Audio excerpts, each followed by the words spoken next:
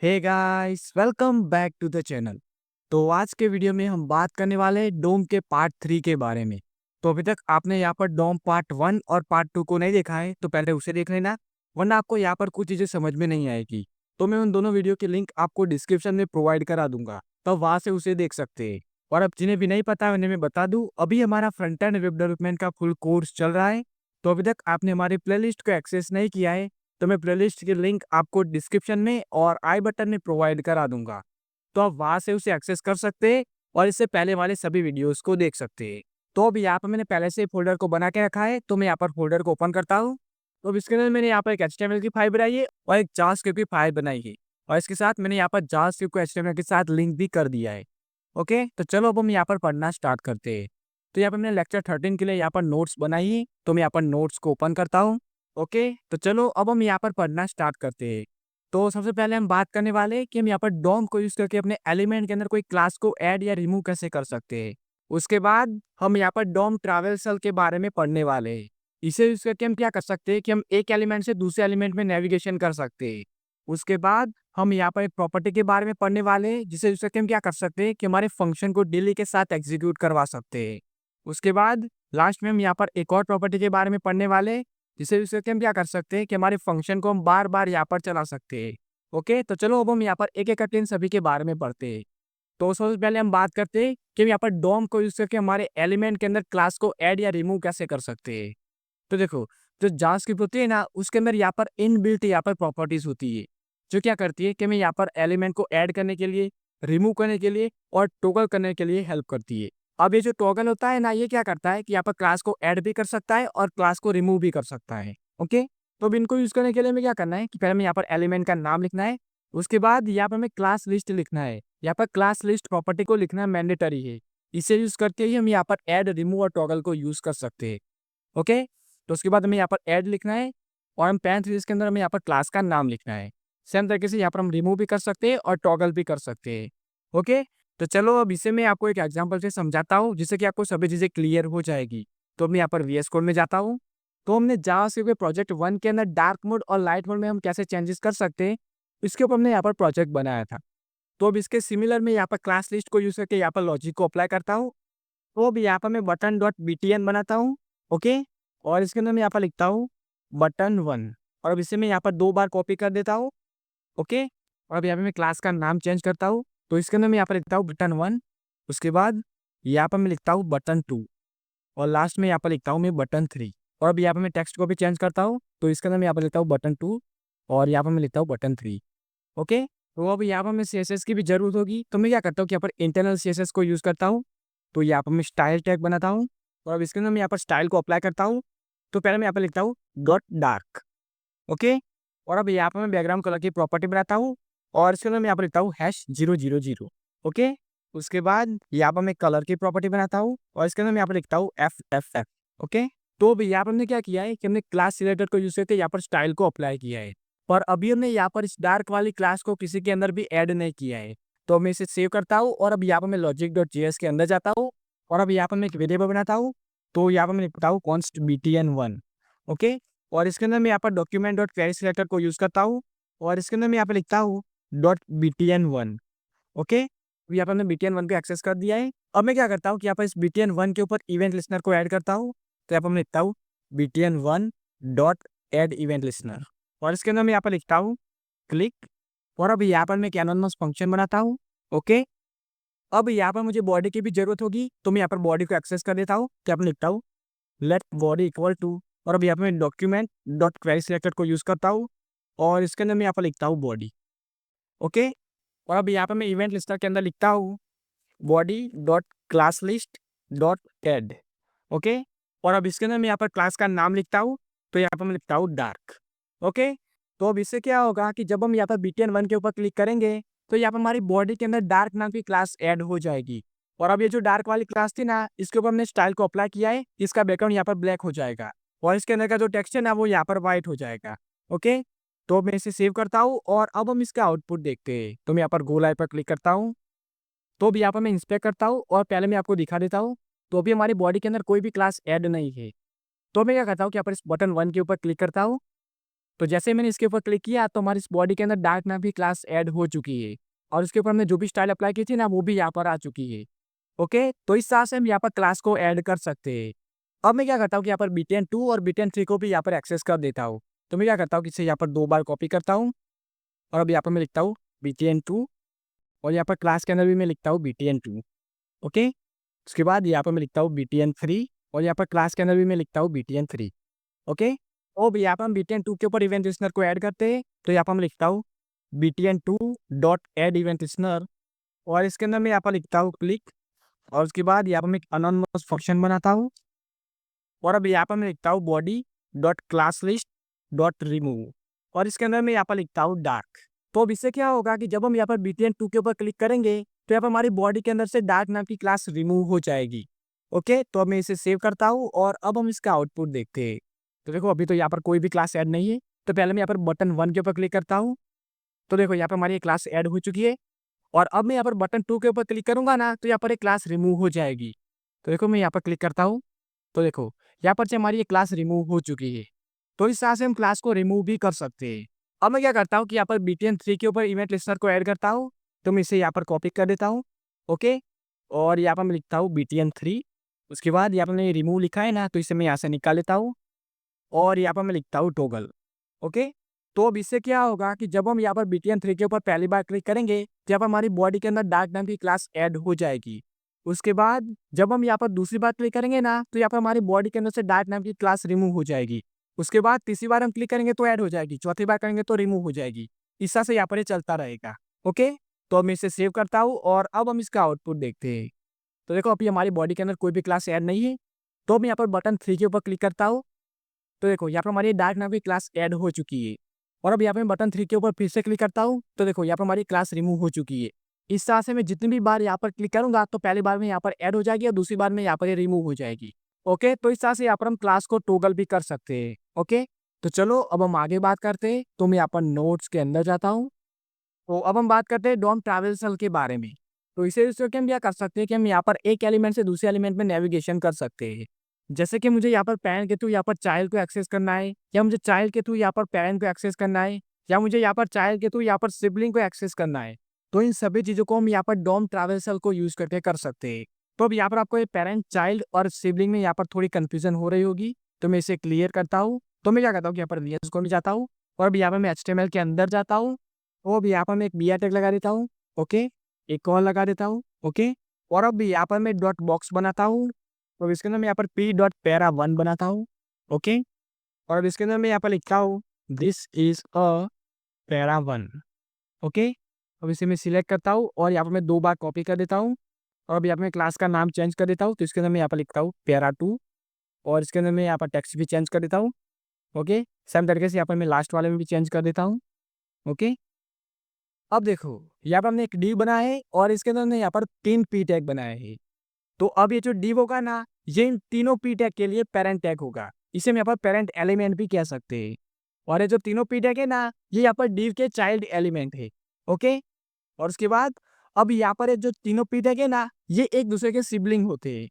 मतलब कि यहाँ पर p टैग होगा ना ये div का चाइल्ड होगा और ये तीनों p टैग है ना ये एक दूसरे के सिबलिंग होंगे। ओके, तो मैं यहाँ पर नोट्स के अंदर जाता हूँ। तो अब यहाँ पर पेरेंट चाइल्ड और सिबलिंग का मतलब ये होता है। ओके, अब यहाँ पर इन तीनों को एक्सेस करने के लिए यहाँ पर कुछ इनबिल्टेड प्रॉपर्टीज होती है। जैसे कि डॉट पेरेंट एलिमेंट होता है, डॉट चाइल्ड होता है, डॉट फर्स्ट एलिमेंट चाइल्ड होता है, डॉट लास्ट एलिमेंट चाइल्ड होता है, उसके बाद डॉट नेक्स्ट एलिमेंट सिबलिंग होता है, डॉट प्रीवियस एलिमेंट सिबलिंग होता है। तो ये सभी हम यहाँ पर प्रॉपर्टी को यूज कर सकते हैं। तो अब इसे मैं आपको एग्जाम्पल से समझाता हूँ जिससे कि आपको ये सभी चीज़ें क्लियर हो जाएगी। तो अब मैं यहाँ पर VS कोड में जाता हूँ और यहाँ पर मैं JS के अंदर जाता हूँ और मैं क्या करता हूँ कि यहाँ पर एक वेरिएबल बनाता हूँ। तो यहाँ पर मैं लिखता हूँ लेट para1 इक्वल टू और अब यहाँ पर मैं डॉक्यूमेंट डॉट क्वेरी सिलेक्टर को यूज़ करता हूँ और इसके अंदर मैं यहाँ पर लिखता हूँ डॉट para1। ओके, तो अब यहाँ पर मैं कंसोल डॉट लॉग बनाता हूँ। ओके, और इसके अंदर मैं यहाँ पर लिखता हूँ para1 डॉट पेरेंट एलिमेंट।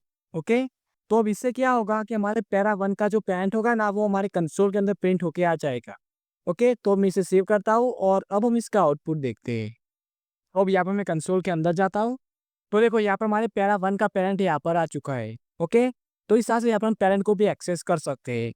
अब देखो यहाँ पर हम इसे एक वेरिएबल के अंदर स्टोर भी करवा सकते हैं। तो मैं क्या करता हूँ कि यहाँ पर इस कंसोल डॉट लॉग को यहाँ से निकाल लेता हूँ और यहाँ पर मैं एक वेरिएबल बनाता हूँ। तो यहाँ पर मैं लिखता हूँ लेट पेरेंट। ओके, तो अब इससे क्या होगा कि यहाँ पर हमारे पैरा वन का जो पैरेंट था ना, ये इस पैरेंट नाम के वेरिएबल के अंदर स्टोर हो जाएगा। ओके, तो वो हमारे जो पैरा वन है ना, उसका पैरेंट है हमारा डॉट बॉक्स वाला डी। तो अब हम क्या करते हैं कि यहाँ पर पैरेंट के थ्रू यहाँ पर चाइल्ड को एक्सेस करते हैं। तो मैं क्या करता हूँ कि यहाँ पर कंसोल डॉट लॉग बनाता हूँ और इसके अंदर मैं यहाँ पर लिखता हूँ पेरेंट डॉट चिल्ड्रन।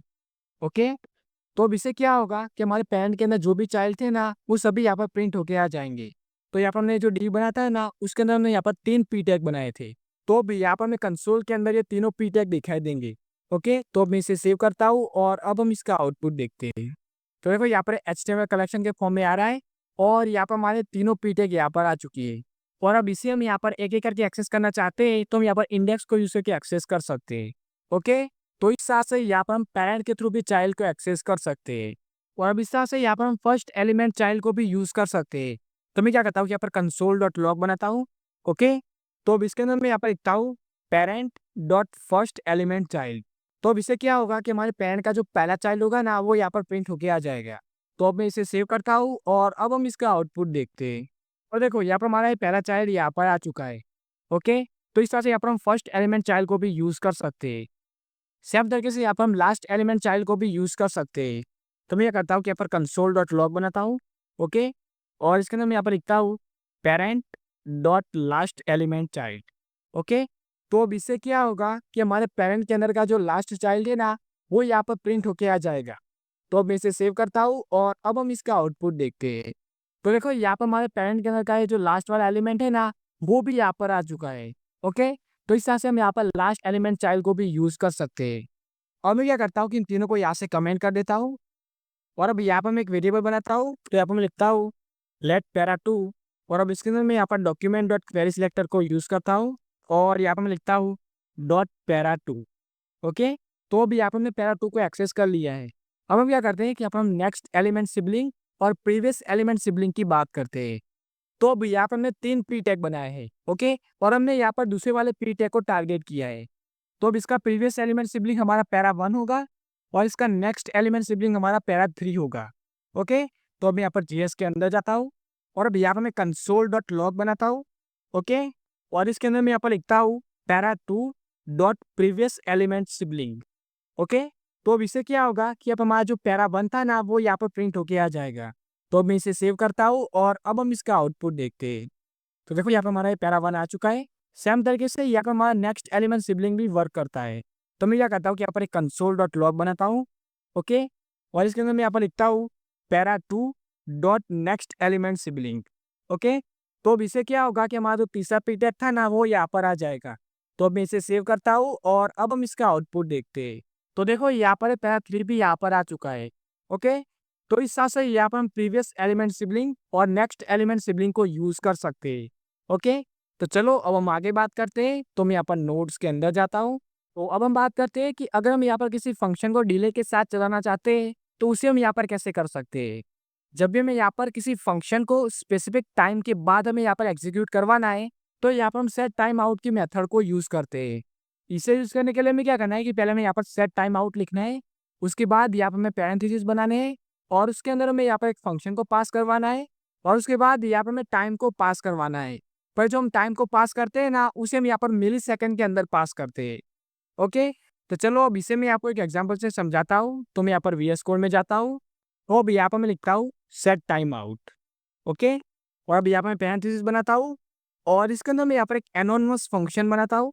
ओके, तो अब यहाँ पे मैं क्या करता हूँ कि एक पी टैग को क्रिएट करता हूँ। क्या मैं लिखता हूँ लेट फ्री इक्वल टू और अब यहाँ पे मैं डॉक्यूमेंट डॉट क्रिएट एलिमेंट को यूज करता हूँ। ओके, और इसके अंदर मैं यहाँ पर लिखता हूँ पी और अब यहाँ पे मैं पी डॉट इनर टेक्स्ट बनाता हूँ। ओके, और इसके अंदर मैं यहाँ पर लिखता हूँ set time out is work. उसके बाद अब मैं यहाँ पर इस पी टैग को अपेंड कर देता हूँ। तो यहाँ पर मैं लिखता हूँ बॉडी डॉट अपेंड और इसके अंदर मैं यहाँ पर लिखता हूँ पी। ओके, तो अब इससे क्या होगा कि हमारा जो पी टैग होगा ना, वो हमारी बॉडी के अंदर अपेंड हो जाएगा। तो अब यहाँ पर तो हमने इस फंक्शन को क्रिएट कर दिया है। तो अब यहाँ पर टाइम को ऐड करने के लिए हमें क्या करना है कि पहले हमें यहाँ पर एक कॉमा बनाना है और अब यहाँ पर हमें टाइम को मिलीसेकंड में पास करवाना है। तो यहाँ पर मैं लिखता हूँ 2000। तो अब इससे क्या होगा कि हमारा जो फंक्शन होगा ना, वो 2 सेकंड के डिले के बाद यहाँ पर स्टार्ट होगा। ओके? तो अब मैं इसे सेव करता हूँ और अब हम इसका आउटपुट देखते हैं। पहले मैं यहाँ पर एक बार रिफ्रेश कर देता हूँ, क्योंकि जैसे हम यहाँ पर सेव करते हैं ना, तो हमारी वो टाइमिंग यहाँ पर स्टार्ट हो जाती है। तो मैं इसे रिफ्रेश करता हूँ। ओके? अब 1 और 2। तो देखो यहाँ पर ये फंक्शन चल रहा है और हमें यहाँ पर ये आउटपुट भी दिखाई दे रहा है। तो इस तरह से जब भी हम यहाँ पर किसी फंक्शन को डिले के साथ चलाना चाहते हैं, तो हम यहाँ पर सेट टाइम आउट को यूज़ कर सकते हैं। तो चलो अब हम आगे बात करते हैं। तो मैं यहाँ पर नोट्स के अंदर जाता हूँ। तो चलो अब हम बात करते हैं कि अगर हम यहाँ पर किसी फंक्शन को मल्टीपल बार चलाना चाहते हैं, मतलब कि रिपीटेडली चलाना चाहते हैं, तो उसे हम यहाँ पर कैसे कर सकते हैं। तो जब भी हमें यहाँ पर किसी फंक्शन को रिपीटेडली चलाना है, तो यहाँ पर हम सेट इंटरवल की मेथड को यूज़ करते हैं। अब ये जो फंक्शन होगा ना, वो यहाँ पर स्टॉप नहीं होगा। तो उसे स्टॉप करने के लिए हमें क्या करना होगा कि यहाँ पर हमें एक और मेथड को यूज़ करना है, जिसका नाम है क्लियर इंटरवल। ओके? तो अब यहाँ पर हमें सेट इंटरवल को यूज़ करने के लिए हमें क्या करना है कि पहले हमें यहाँ पर सेट इंटरवल लिखना है। उसके बाद यहाँ पर हमें पैरेंथेसिस बनाने हैं और उसके अंदर हमें यहाँ पर एक फंक्शन को पास करवाना है और उसके बाद यहाँ पर हमें टाइम को मिलीसेकंड में पास करवाना है। यहाँ पर हम जितना टाइम ऐड करेंगे ना, उतने टाइम के बाद हमारा टास्क यहाँ पर रिपीट होगा और ये फंक्शन यहाँ पर चलता ही जाएगा। तो इसे स्टॉप करने के लिए यहाँ पर हमें क्लियर इंटरवल को यूज़ करना होगा। अब यहाँ पर क्लियर इंटरवल को यूज़ करने के लिए हमें क्या करना है कि पहले हमें यहाँ पर क्रिएट इंटरवल लिखना है। उसके बाद यहाँ पर हमें पैरेंथेसिस बनाने हैं और इसके अंदर हमें यहाँ पर टाइमर आईडी को लिखना है। अब ये जो टाइमर आईडी है ना, ये कोई नई चीज़ नहीं है। जिस वेरिएबल के अंदर हम यहाँ पर सेट इंटरवल को यूज़ कर रहे हैं ना, उसे ही हमें यहाँ पर टाइमर आईडी के अंदर लिखना होता है। ओके? तो चलो अब इसे मैं आपको एक एग्जांपल से समझाता हूँ। तो मैं यहाँ पर वीएस कोड में जाता हूँ और अब यहाँ पर मैं एचटीएमएल के अंदर जाता हूँ और यहाँ पर मैं स्लीव के बाद यहाँ पर एक बीआर टैग लगा देता हूँ। ओके? कॉल लगा देता हूँ। ओके? और अब यहाँ पर मैं पी डॉट टाइमर बनाता हूँ और इसके अंदर मैं यहाँ पर लिखता हूँ 0। ओके? अब इसे सेव करते हैं और अब मैं यहाँ पर जेएस के अंदर जाता हूँ और अब यहाँ पर मैं एक वेरिएबल बनाता हूँ। तो यहाँ पर मैं लिखता हूँ लेट टाइमर और अब यहाँ पर मैं डॉक्यूमेंट डॉट क्वेरी सिलेक्टर को यूज़ करता हूँ और इसके अंदर मैं यहाँ पर लिखता हूँ डॉट टाइमर। ओके? अब यहाँ पर हमने पी टैग को एक्सेस कर लिया है। अब मैं क्या करता हूँ कि यहाँ पर एक और वेरिएबल बनाता हूँ। तो यहाँ पर मैं लिखता हूँ लेट टाइम इक्वल टू और अब यहाँ पर मैं सेट इंटरवल को यूज़ करता हूँ। तो देखो यहाँ पर हमारे ऑटो सेशन में आ रहा है और इसने यहाँ पर हमें कुछ चीज़ें भी रिटर्न करके दे दी है। तो पहले मैं यहाँ पर इंटरवल के अंदर लिखता हूँ 1 सेकेंड। तो यहाँ पर मैं 1000 लिखता हूँ। 1000 मिली सेकेंड का मतलब होता है 1 सेकेंड। ओके? अब यहाँ पर मुझे एक और वेरिएबल की जरूरत होगी। तो यहाँ पर मैं एक वेरिएबल बनाता हूँ। यहाँ पर मैं लिखता हूँ लेट टी इक्वल टू और इसके अंदर मैं यहाँ पर लिखता हूँ 0 और अब यहाँ पर मैं सेट इंटरवल के अंदर जाता हूँ और अब यहाँ पर मैं लिखता हूँ टी प्लस प्लस। उसके बाद अब यहाँ पर मैं टाइमर डॉट इनर टेक्स्ट को यूज़ करता हूँ। ओके? और इसके अंदर मैं यहाँ पर लिखता हूँ टी।